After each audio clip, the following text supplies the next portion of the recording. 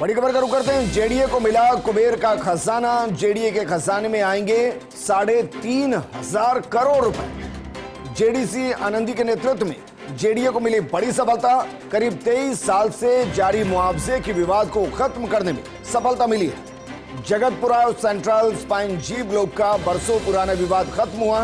JDA को मिलेगी महल road पर 42 बीघा बेशकीमती जमीन और इस भूमि की नीलामी से जेडीए को मिलेंगे करीब 3,500 करोड़ रुपए। महल रोड पर अक्षरधाम मंदिर के नजदीक स्थित है ये मौके की जमीन और जेडीए ने आज इस भूमि पर कब्जा 16 खातेदारों को आरक्षण पत्र और आवंटन पत्र दिए हैं। अबाप्ती के बदले 25% विकसित भूखंड के लिए आरक्षण पत्र और आवंटन पत्र दिए गए। शहरी सेवा शिविर में जेडीसी आनंदी ने खातेदारों को आरक्षण पत्र और आवंटन पत्र दिए।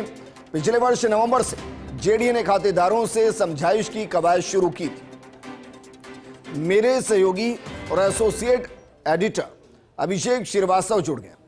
अभिषेक जी, वाकई में जेडीए के लिए तो एक लॉटरी जैसा ही है, कुबेर के खजाने के जैसा ही है। दिवाली से पहले अब इसको एग्जीक्यूट करने में कितना वक्त लगेगा?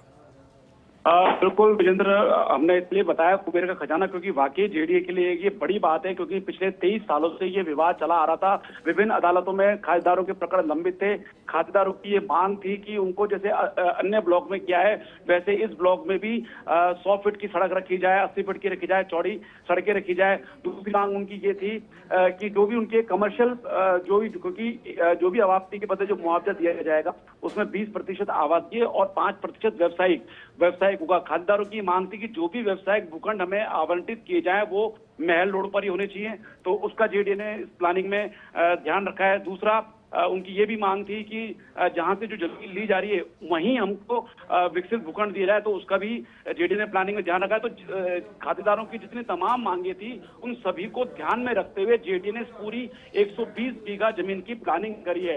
पिछले वर्ष नवंबर में संबंधित जो अतिरिक्त आयुक्त है प्रिया बलराम शर्मा, उनकी अध्यक्षता में बाकायदा बैठक हुई थी, तब ये कवायद शुरू की गई थी। उस समय खातेदारों को बुलाया था। तो पिछले नवंबर से खातेदारों से लगातार समझाइश चल रही थी कि उनको समझाइश में लिया जाए और उनसे सहमति ली जाए, और उसी का यह परिणाम रहा कि आज जो शहर चलो अभियान राज्य सरकार की ओर से चलाया जा रहा है, जो कि 17 सितंबर से 17 अक्टूबर तक चलेगा। तो आज शहर चलो अभियान के तहत जोन 9 का शहरी सेवा शिविर लगाया गया था। इसी शिविर में जो ये 16 खातेदार हैं, इन 16 खातेदारों को बाकायदा बुलाकर आज आवंटन कम आरक्षण पत्र इनको जारी किए गए। जेडीए आयुक्त आनंदी खुद मौके पर मौजूद थी और उन्होंने अपने हाथों से ये आरक्षण कम आवंटन पत्र उन्हें दिए।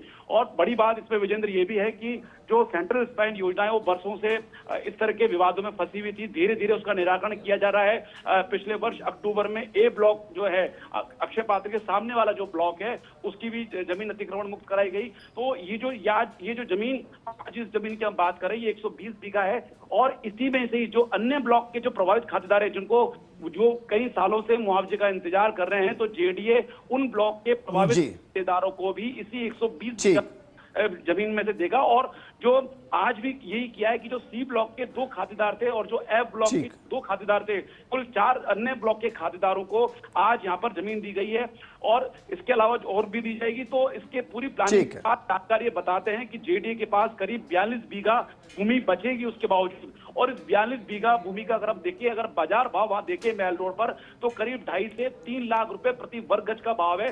उस हिसाब से अगर कैलकुलेशन की जाए तो जेडीए के खाते में करीब 3,500 करोड़ रुपए आएंगे। ठीक है अभिषेक, शुक्रिया तमाम जानकारी हमारे साथ साझा करने के लिए।